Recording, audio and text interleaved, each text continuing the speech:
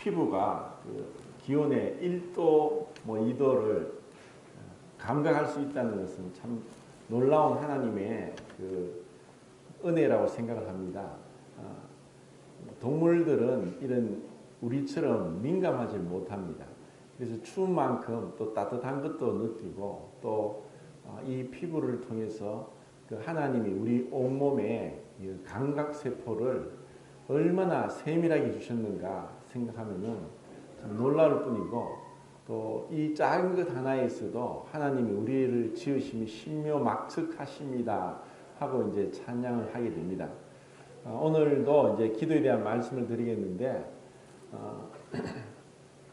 제가 그런 얘기를 들었습니다. 이제 감리교회 이제 목사님이신데, 그분이 이제 자기 교회 이제 40이 넘으신 분이 사업을 하시다가 어떻게 감동을 받고 이제 신학교를 가게 되었다. 근데 이제 자기 교회 이제 목사님이 뭐 1년 내내 기도를 얘기하시고 특별 기도에 무슨 명목을 붙여서 계속 기도를 하고 기도 집회를 한다. 그런데 뭐 조금 뭐 잘못 힘이 들고 또 어려운 일이 있으면은 기도를 안 해서 그렇고, 또 하나님의 뜻대로 구하지 않아서 그렇다 하면서 모든 것을 이제 기도로 일관시키면서 기도가 다 정답이다 이렇게 얘기를 한다고 들었습니다. 그래서 자칫하면은 또 제가 이렇게 기도에 대해서 교제하는 것이 모든 게 뭐 기도면 모든 것이 되지 않는가 하고 이렇게 이제 일축시키는 것이 아니라, 기도를 제가 처음 하면서 이 기도에 5가지 요소를 말씀을 드렸습니다.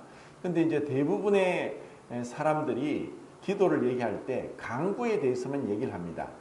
분명히 이제 우리의 필요할 것, 주기도문에도 오늘날 우리에게 일용할 양식을 주옵시고 라고 하셨기 때문에 우리가 필요한 것을 구하는 것은 맞지만, 그 기도는 그 강구에만 있는 것이 아니라 찬양과 경배, 감사, 또 자백과 회개, 그리고 중보기도, 다른 사람을 위한 기도, 이와 같은 여러 가지 요소가 있다고 말씀을 드렸습니다. 그리고 지난주에는 묵상을 통해서 기도가 말씀이 없이는 기도가 신비주의에 빠질 수 있고, 그리고 마귀가 엉뚱한 생각을 집어넣으면서 마치 하나님이 주신 생각인 것으로 착각하게 하는 그런 마귀의 전술 전략이 있기 때문에, 그런 마귀의 기만에 넘어가지 않기 위해서는 말씀이 필요하다. 그런데 그 말씀이 깊이 우리 마음에 이제 묵상이 되어서 기도로 나오지 않는다면은 또 그 말씀이 제대로 우리에게 이 기도로서 승화되지 못한다고 말씀을 드렸습니다. 그리고 이제 묵상은 마치 소리내어 울고 슬피 우는 것이라는 그 원어에서 나왔다고 말씀드리면서, 우리가 어떤 슬픈 일을 당했을 때 그것이 계속 생각이 나는 것처럼 이 말씀을 듣긴 들어도 지금 듣지만 1시간 뒤면은 들은 그 7, 80%를 잊어버립니다. 2시간, 3시간 지날수록 거의 제목만 남을 정도로 남는 게 없죠. 이것은 우리 모두가 뭐 어떤 한계죠. 우리의 어떤 두뇌의 한계입니다. 이것을 다 기억한다는 것은 불가능합니다. 그래서 이 말씀을 듣기는 많이 들어도 묵상을 하지 않으면 내 것이 안 된다. 이것은 우리가 음식을 많이 먹어도 탄수화물, 단백질, 지방이 들어오지만 효소가 없이는 소화 흡수를 할 수 없다고 말씀드렸습니다. 그 효소는 비타민과 또 그 미네랄로 이루어져 있다고 말씀을 드리면서 이 효소가 되게 하는 것, 그것이 바로 우리의 묵상이다. 그래서 이 묵상은 첫 번째 하나님 앞에 잠잠히 침묵하면서 기다리는 것이다. 흔히 이제 기도를 하면서 막 자기 얘기만 일방적으로 다 해놓고 이제 기도 다 했다고 나가면은 마치 사람과 대화를 한다고 하면서 자기 얘기만 다 하고 상대방 말을 듣지도 않고 돌아서는 것과 같다. 그래서 하나님 앞에 잠잠히 기다리는데 그 말씀을 이제 묵상하면서 그 말씀의 뜻을 생각하면서, 그러면서 그 말씀을 자기 삶에 비추어서 자기 성찰을 하는 것이다. 그래서 우리의 외모를 거울을 통해서 봐야만 우리의 얼굴을 보듯이 하나님 말씀을 통해서 내 영혼, 나의 자아, 나의 내면의 인격을 비추어 보면서 내가 얼마나 변화되었느냐, 또 이런 그 고쳐야 될 그런 나쁜 습관들, 그리고 제약된 생각들, 이러한 것들을 하나님 앞에 하나하나 내려놓고 빛 가운데 나와서 치유함을 받는 것이다. 이러한 가운데 우리의 감정이 고조되고 뜨거워지고 또 우리의 감정이 움직일 때, 그때 우리는 의지로서 결단하고 행동으로 나오는 것이다. 그렇기 때문에 진정한 기도는 기도를 깊이 하게 될 때 우리 마음의 자기 성찰과 또 감정의 변화와 그리고 의지의 결단을 통해서 행동으로 나오게 되는 것이다 는 것을 말씀을 드렸습니다. 오늘은 그 요한복음 17장을 통해서 제가 몇 번 교제했었는데 예수님의 기도를 통해서 우리의 또 기도에 하나님과 교제하는 것이 무엇인지를 살펴보겠는데, 이 요한복음 17장에서는 그 성경에서 나온 기도 중에 가장 긴 기도이고 또 어떠한 기도와도 비교해서 탁월한 기도이다라고 이제 볼 수 있고, 또 그 2주 전에 제가 시편 90장을 이제 모세의 기도, 하나님의 사람 모세의 기도를 교제하면서 시편 8장 다윗의 기도와 비교해서 말씀을 드렸습니다. 그런데 이제 그 시편 90장의 모세의 기도에 대해서 좀 부족한 부분이 있는데, 그것은 요한복음 17장과 비교하면서 모세의 기도와 예수님의 기도의 차이점이 무엇인가를 발견할 때 우리는 그 예수님의 기도가 얼마나 놀라운가, 그리고 예수님이 누구신가 하는 것을 우리가 알 수 있기 때문에 같이 비교하면서 말씀을 드리겠습니다. 요한복음 17장은 내용이 굉장히 심오하고 또 방대하기 때문에 몇 시간을 하더라도 이것을 다 교제하는 건 불가능합니다. 그런데 제가 복음을 전하러 가면은 꼭 이 요한복음 17장에 있는 이 사건을 예수님의 기도를 말씀을 드립니다.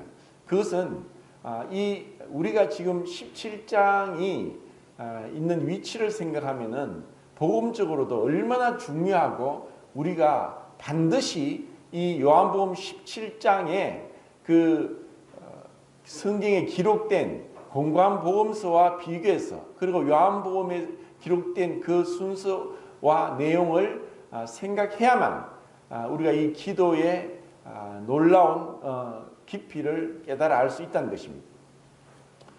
요한복음은 그 14장, 15장, 16장은 마태복음, 마가복음, 누가복음에는 나오지 않는 예수님의 말씀입니다. 이것을 흔히 예수님의 설교라고 하는데, 이것을 설교라고 말하기보다는 예수님의 담화, 강론이라고 이제 표현을 하기도 합니다. 이것은 마지막 유월절 때, 요한복음 13장에 나오죠. 마지막 유월절 때 그 예수님께서 다락방에서 제자들에게 특별하게 그 말씀, 마지막 예수님이 이제 떠나가실 것에 대해서, 그리고 예수님이 떠나가시면 또 다른 보혜사가 오실 것에 대해서 말씀을 하시는데, 정말 이 14장, 15장, 16장은 놀라운 우리 성도들이 정말 사랑하고 또 묵상하고 기억하고 또 읽어야 될 너무나 아름다운 제자들을 향한 말씀, 우리에게 하신 말씀이라고 생각됩니다. 그런데 갑자기 18장의 순환 잡히시기 전 17장의 이 예수님의 그 기도는 공관복음서에는 기록되지 않았습니다. 공관복음서에는 요한복음 17장의 이 예수님의 기도가 기록된 것이 아니라 겟세마네 동산의 기도가 기록되었습니다. 그 겟세마네 동산에 베드로와 야고보와 요한 3명만 데리고 가셔서 평상시에도 그분은 그 겟세마네에서 기도를 습관적으로 아침 일찍 새벽 미명에 밤이 늦도록 그렇게 기도하셨는데 그 기도에는 3번이나 간절하게 그 모세혈관이 터져서 땀에 피가 묻혀서 떨어지는 고통스러운 마치 그 포도즙을 짜는 그와 같은 고통 속에서 예수님께서 할 수 있거든 아버지 이 잔이 내게서 옮겨지길 원합니다 하는 그 3번의 기도의 고통스러운 그 주님의 고뇌의 기도를 공관복음서는 기록했지만 요한복음에는 기록하지 않았다는 것입니다. 그러면 왜 요한복음에는 그 겟세마네 기도가 기록되지 않았고 요한복음에 나오는 그 대제사장으로서의 기도가 나오느냐? 이것은 너무나 중요한 것입니다. 이것을 어느 누구도 사실 이것을 비교해서 얘기하는 사람이 없습니다. 근데 제가 성경을 계속 보면서 그리고 구약 성경과 비교해 봤을 때 야 정말 놀랍다. 성령께서 이 성경의 저자이시고 다만 사도 요한을 사용해서 기록자로 사용해서 그분에 맞게 이 요한복음에서 17장의 예수님의 기도를 기록했다. 이것을 생각할 때 너무나 감사가 됩니다.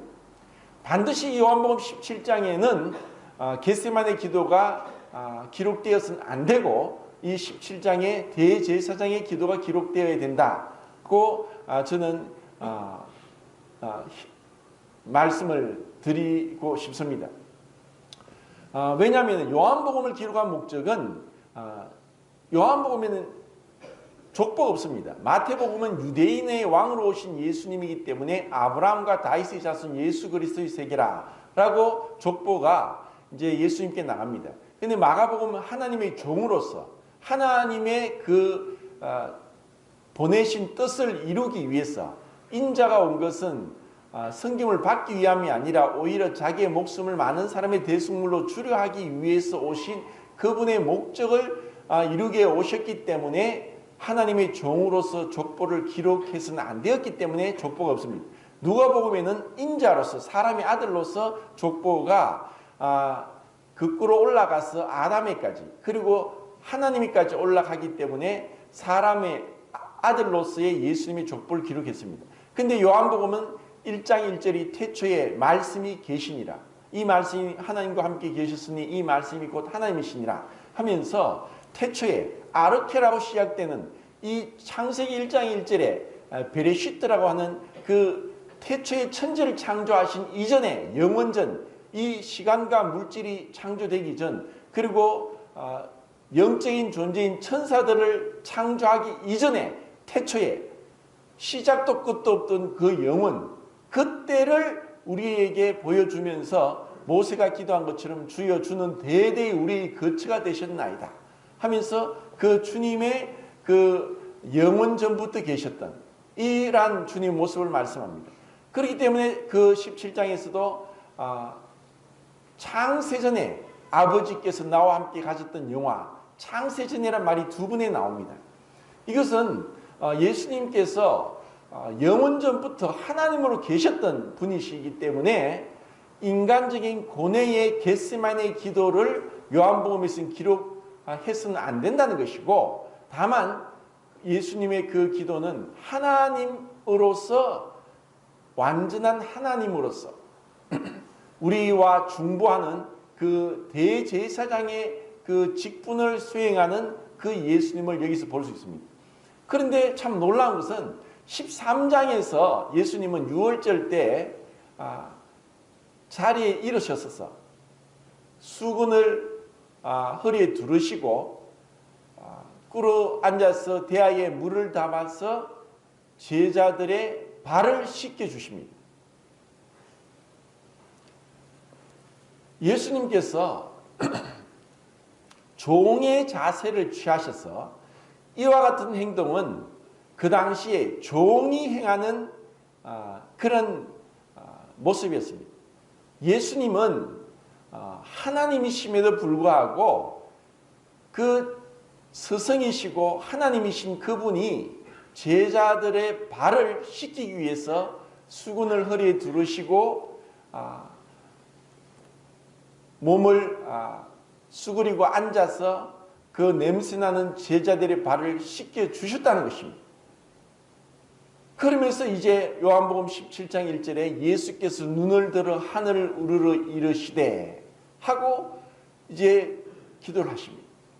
이것은 제가 시편 147장 3절 4절에서 말씀드린 것처럼 하나님은 그 상심한 자의 마음을 상처를 사매시고 위로하시는 분이시고 3절에 그리고 4절에 그분은 별의 수요를 계수하시는 분이다 라는 그 완전히 상반되는 어떻게 별의 수요를 계수하시는 광대하시고 어마어마하신 하나님께서 한 손으로는 별의 수요를 계수하시고 별을 붙잡고 계시지만 한 손으로는 상심한 자, 연약한 자, 또 고통당한 자를 위로하시고 상처를 사매시는 분이라는 것을 시편 147장에서 얘기하는데 요한복음 13장과 17장이 그와 같습니다.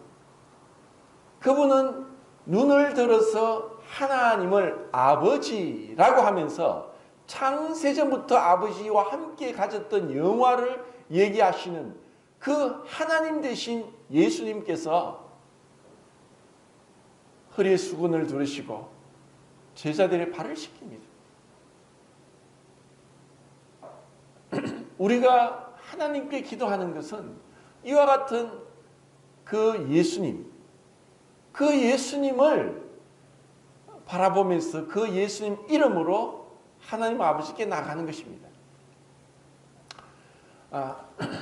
구약 성경에서 하나님은 이스라엘 백성들에게만 하나님이 어떠한 분인지를 계시해 주셨습니다. 하나님의 계시가 없이는 절대로 우리는 하나님을 알 수가 없습니다. 이것은 고린도전서 1장이죠. 세상이 자기 지혜로는 하나님을 알 수 없으므로 전도에 미련한 것으로 자기를 나타내기를 기뻐하셨도다. 우리 인간의 지혜로는, 지식으로는, 학문으로는, 또 연구로는, 과학 문명의 발달로는 결단코 하나님을 알 수 없습니다. 하나님이 자신이 어떠한 분임을 우리에게 가르쳐 주시고 보여주시고 깨닫게 해주시고 믿게 해주시고 그리고 열어주셔야만 우리는 하나님을 믿고 알 수 있는 것이지 우리의 노력은 알 수 없는 것입니다. 이런 하나님이시기에 구약 성경에 모세를 통해서 나를 보고 살짝 없다. 하나님 보고 살짝 없다는 것입니다. 그러면 어떻게 하나님을 보고 만날 수 있는가? 그것을 성막을 통해서 보여주셨습니다.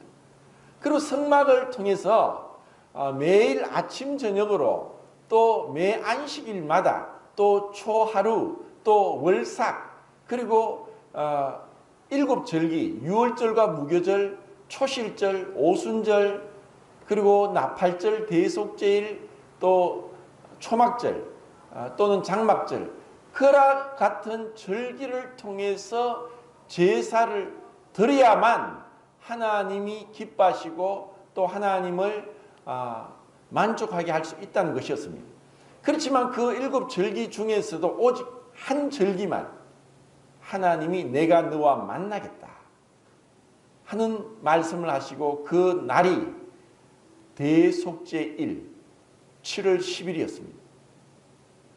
그때는 대제사장만 성막 안에 성소와 지성소를 나뉘고 있던 그 휘장을 통과해서 지성소, 거룩한 홀리 오브 홀리 가장 거룩한 장소인 지성소 안에 들어가고 지성소 안에는 속죄소가 있었습니다. 그 속죄소를 다른 말로 시은좌라고 했습니다. 죄를 용서받는 곳이고 그것은 다른 말로 하면 은혜를 베푸는 장소다. 그 속죄소는 속죄소 밖에는 십계명 두 돌판이 있었고 아론의 상난 지팡이가 있었고 만나를 담은 금 항아리가 있었습니다. 그리고 그 뚜껑은 순금으로서 쳐서 만든 뚜껑과 연하여서 함께 붙어있는 두 천사 그룹을 쳐서 날개 길이가 그 지성소를 가득 메우는 5m 되는 그런 천사 그룹의 모양을 순금으로 쳐서 만들었습니다. 그리고 그때 그 속죄소 위 시온자에서 대제사장을 1년에 한 번 7월 10일 날 만났던 것입니다. 내가 그때 너희와 만나겠다 했습니다. 그러면 그때 만날 때 이 속죄일에 대한 말씀은 레위기 16장에 있는데 아론의 아들 나답과 아비후가 하나님이 정하지 않은 다른 불을 가지고 가다가 그 자리에서 불이 나와서 옷은 타지 않고 몸이 타서 죽게 됩니다. 너무나 끔찍한 일을 당한 가운데 하나님이 아론을 불러서 속죄를 받는 그 방법을 레위기 16장이 말씀합니다. 제가 이 대속죄일 날 대제사장이 어떻게 했다는 것을 자세히 말씀을 드렸지만 지금 다시 한번 간략하게 말씀을 드리고 요한복음 17장과 비교해서 말씀드리겠습니다. 대제사장은 제사장이 세마포 옷, 흰 옷을 입고 관을 쓰고 있지만 대제사장은 그 위에다가 에봇이라는 대제사장만이 입는 옷을 입었습니다. 그 에봇은 파란색으로 만들어졌고 그리고 그 에봇 위에는 가슴에 판결흉패라 해서 12가지 보석을 새긴 판결흉패와 주머니에 우림과 둠밈을 넣어두고 어깨에는 양쪽에 그 보석에다가 이스라엘 12지파의 이름을 66을 새기고 그렇게 화려하고 영화롭고 아름다운 대제사장의 옷을 입고 있었습니다. 그리고 머리에 관을 썼습니다. 그리고 신발은 없이 맨발이었습니다. 그런데 대속죄일 날 대제사장은 이날 유일하게 아름답고 영화로운 에봇을 벗고 몸을 씻고 손발을 씻고 세마포 옷을 입고 그리고 지성소에 들어갈 수 있었습니다. 지성소에 들어가는 날은 1년에 딱 한 날, 이날 뿐이었습니다. 그리고 지성소에 들어가는 데는 하나님이 정한 방법이 있었는데 그것은 3가지 방법입니다. 첫 번째 방법은 첫 번째는 이제 금향단을 가지고 들어갑니다. 두 번째는 수송아지 피를 가지고 들어갑니다.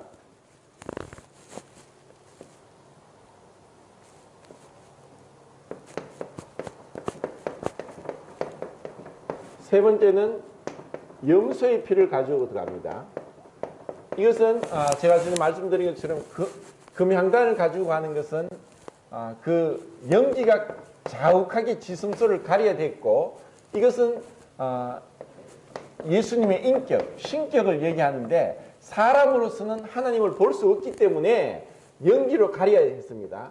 그리고 이것은 자기와 자기의 가족의 죄를 위한 속죄피고 세 번째 염소피는 백성들의 죄를 위한 피였습니다. 이렇게 3번을 들어갔는데 왜 처음에는 금향단에 향에 불을 놓아서 연기가 오르게 합니다. 그 연기가 오르는 그 금향단을 들고 성소를 지나 휘장을 지나서 지성소, 속죄소 앞에 금향단을 두고 연기가 그 안을 자욱하게 가득 메우도록 했습니다.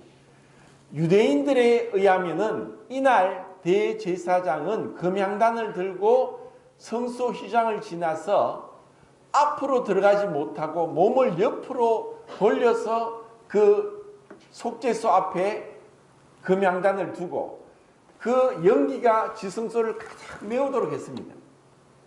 왜냐하면 연기가 없이 우리 인간은 아무리 대제사장이고 구별되었고 그리고 오른쪽 깃뿌리와 오른손 엄지손가락과 오른발 엄지발가락에 피를 바르고 기름을 발라서 성별하게 했다 할지라도 그와 같은 가운데 하나님을 보고 살 수 없고 죽을 수밖에 없기 때문에 연기로 가득 메워서 죽지 않도록 하기 위한 것이었습니다.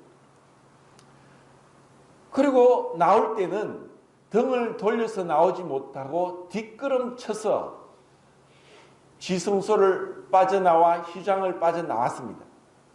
그리고 이와 같은 이제 두 번째 들어갈 때는 자기와 자기 백성의 죄를 위해서 수송아지를 잡아서 그 피를 가지고 지성소에 들어가서 속죄소 위와 앞에 7번 뿌리고 자기와 자기의 가족의 죄를 속죄받았습니다.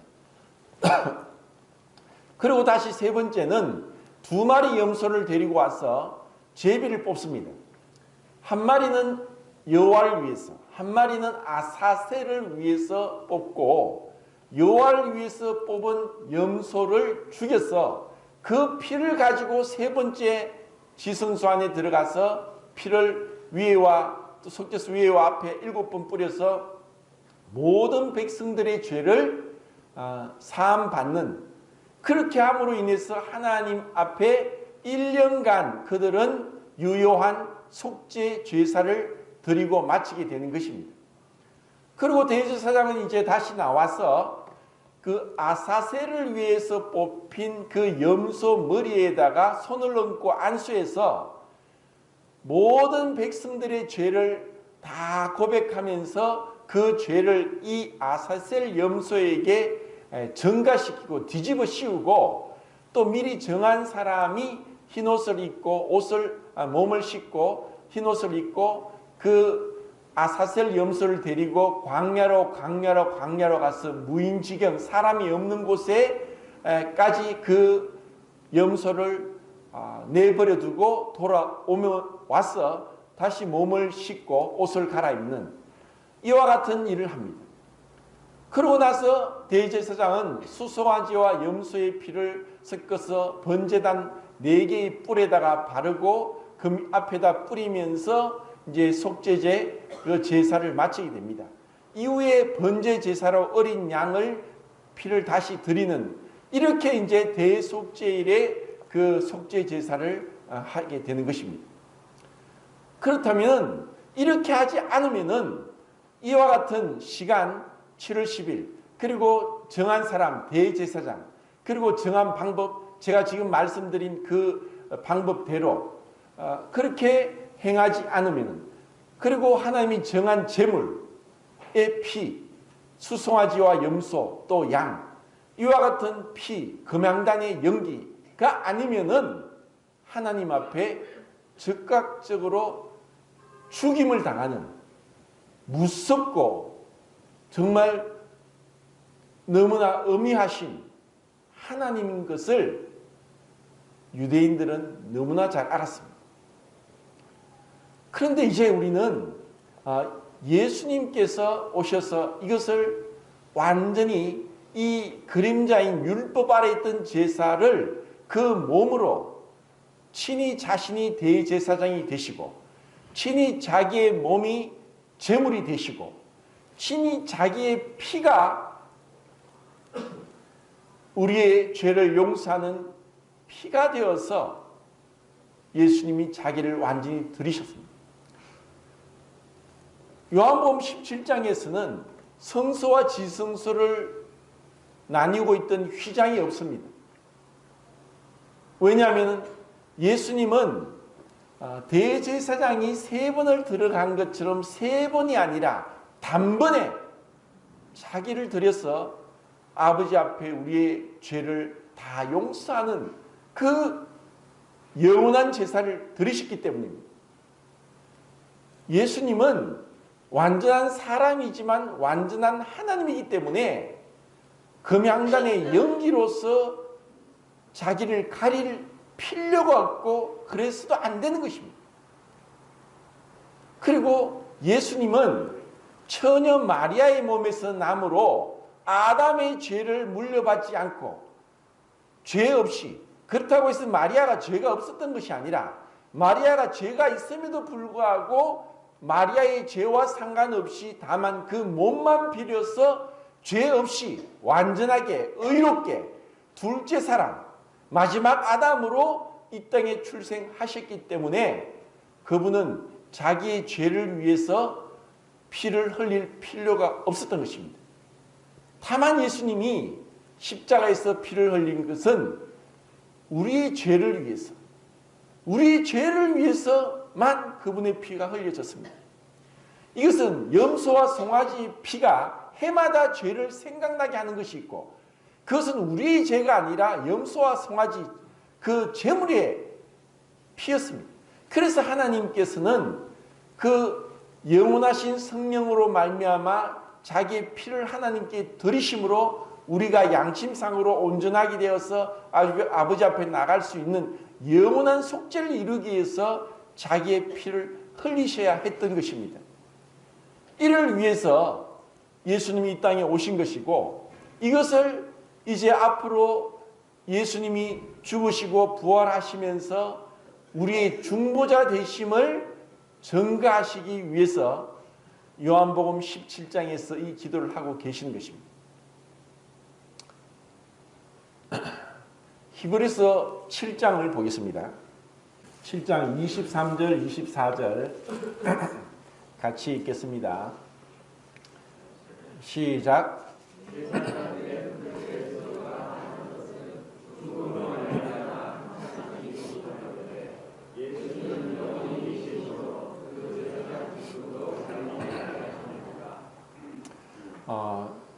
제사장들은 하나님께서 특별하게 그 한 가문을 정하셨습니다.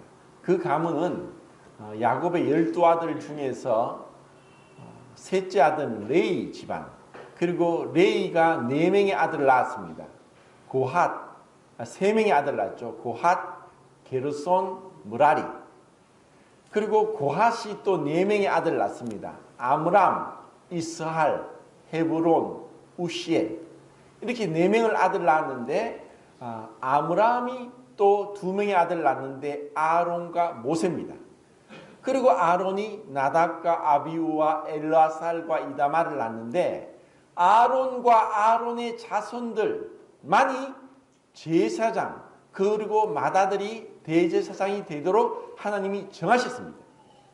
어느 누구도 이 제사장의 직분을 넘볼 수 없었습니다. 그래서 나중에 첫째 아들, 야곱의 첫째 아들 르우벤과 그리고 아므람 그 고라가 누구냐면 레이가 고앗을 낳고 고앗이 아므람과 이스할을 낳는데 이스할의 자손이 고라입니다. 그렇기 때문에 아론과 고라는 사촌지간이죠. 근데 그 고라가 왜 너희만 제사장 하냐? 우리도 레이 자손이고 고핫 자손인데 우리도 제사장 직분을 할 수 있지 않느냐?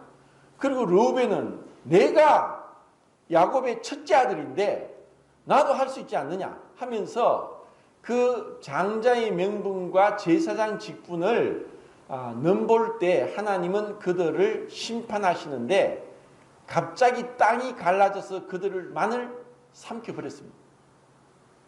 그리고 불이 나와서 그들의 고라의 가족들 250명을 불살라 태워 죽였습니다. 이렇게 하나님은 무서운 분이었다는 것을 그들은 알고 있습니다. 아무도 그 아론 자손의 제사장 직분을 넘보지 못하도록 못 박았습니다. 그런데 그들이 제사장이 되었지만 그 나이는 30세에서 50세까지 감당하도록 했습니다. 그리고 그들은 죽기 때문에 또 다른 자손들에서 BC 1400년부터 예수님이 오시기까지 수많은 제사장들이 있었고 한 사람이 아니라 여러 명이 있었습니다. 그런데 예수님은 죽지 않고 영원히 살아계시기 때문에 영원히 우리의 제사장이 되신다.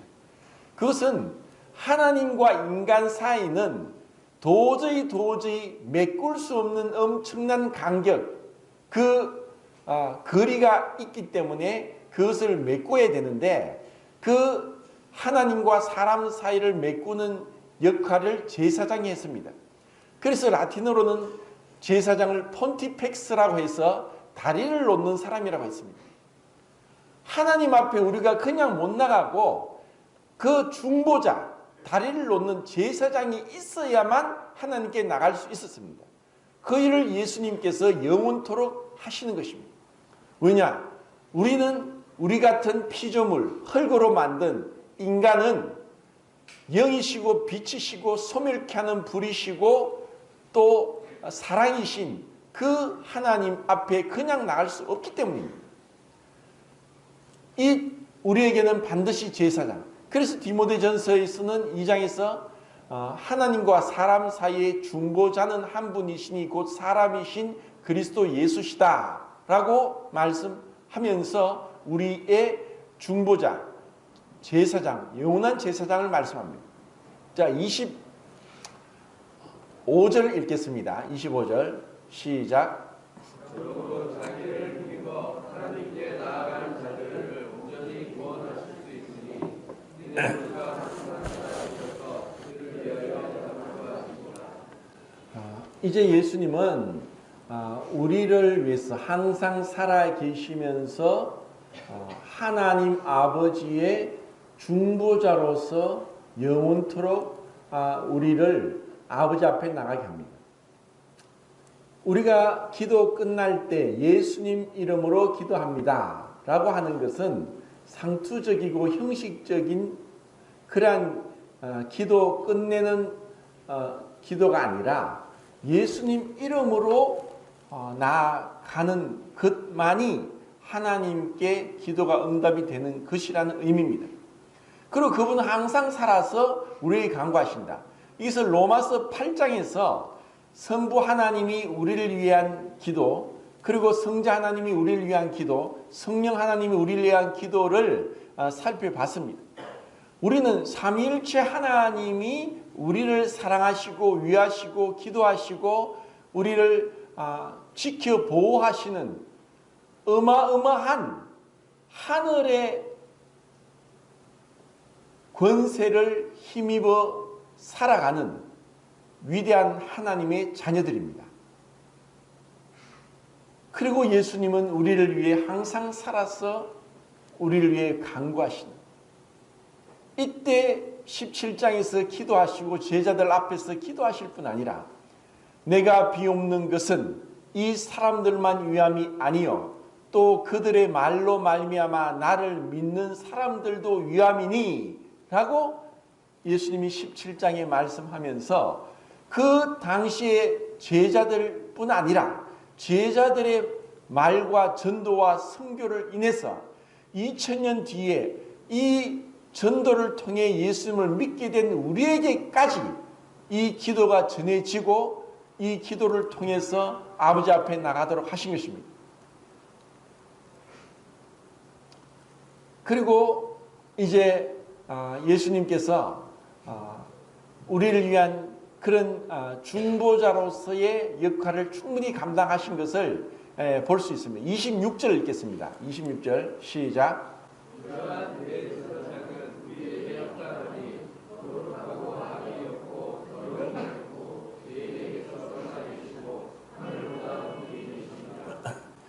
자, 그 아론의 자손들은 첫 번째 금양단으로 그 지성소를 가득 메우면서 하나님 앞에 죽지 않아야 됐고, 두 번째 자기와 자기의 가족의 죄를 위해 수송아지 피를 뿌려야 됐지만 예수님은 거룩하고 악이 없고 더러움이 없고 죄인에게서 떠나 계시고 하늘보다 높이 되신 완전하신 분이기 때문에 금양단의 연기도 필요 없고 수송아지 피도 필요 없는 것입니다. 그분은 우리의 완전한 중보자, 영원한 중보자. 그분의 인격이 우리로 하여금 하나님 앞에 나아갈 수 있도록 그분의 신분이, 그분의 하나님 되심이, 또 그분의 사람 되심이 우리를 위한 완전한 대제사장이심을 증거하고 있는 것입니다. 하나님이시지만 하나님은 우리 사람의 어떠한 연약함 그리고 고통, 그것을 직접은 못 느끼셨기 때문에 사람으로 체휼하셨어. 그 몸으로 오셨어. 그 고통에 들어갔어. 이것을 온토로지컬 솔리데리티라고 하는데, 함께 그 몸에 들어가서 연대적 책임을 갖기 위해서 자녀들은 혈과 육에 속하 있음에 그도 함께 혈과 육을 가지시고 혈과 육에 속하심은 천사들을 붙들어 주려 하심이 아니라 아브라함의 자손을 붙들어 주려 하심이라 하면서 우리를 위해서, 히브리서에서 그분은 우리를 위해 혈과 육을 가지셨던 그와 같은 그 예수님을 우리는 볼 수 있습니다. 그렇게 그분은 하나님을 포기하지 않고 인성, 육체를 가지셨고, 인성을 가지시되 하나님의 성품을 그대로 가지고 계신 둘째 사람, 마지막 아담으로서의 예수님, 어떠한 누구와도 다른 그분을 우리는 볼 수 있습니다. 그렇기 때문에 우리는 예수님이 사람으로서 시간이 다 됐네요. 시간이 이제 다 됐습니다. 교제를 이제 다음에 하도록 하고, 시편 90장에서는 모세가 제가 지난 말씀드린 그 영원한 하나님 앞에 우리 인생은 풀과 같고, 그리고 일시성을 얘기하는 반면에 하나님은 완전하시고 거룩하신데 주께서 우리의 죄악을 주의 앞에 놓으시며 우리의 은밀한 죄를 주의 얼굴빛 가운데 두셨사오니 하면서 모세조차도 하나님과 대면하여 친구처럼 가까이 지켜보았지만 그는 하나님 앞에 죄악된 존재임을 기도할 수밖에 없었습니다. 그런데 예수님은 죄에 대한 언급이 전혀 없습니다. 그리고 아버지를 40번 언급하면서 아버지 친근하게, 그분은 얼마나 다정하고 친근하고 친밀하게 가까이서 아버지께 나아가는지, 정말 이것은 예수님이 누구신가를 보여줍니다. 이제 요한복음 17장을 계속 하나하나 살펴보면서 공부하도록 하겠습니다. 시편 90장과 요한복음 17장을 비교하면서 읽어보시고, 또 우리 앞에 얼마나 예수님이 완전한 대제사장이신지, 그리고 히브리서 7장을 통해서 하나님께 더 온전히 알기를 원합니다. 감사합니다.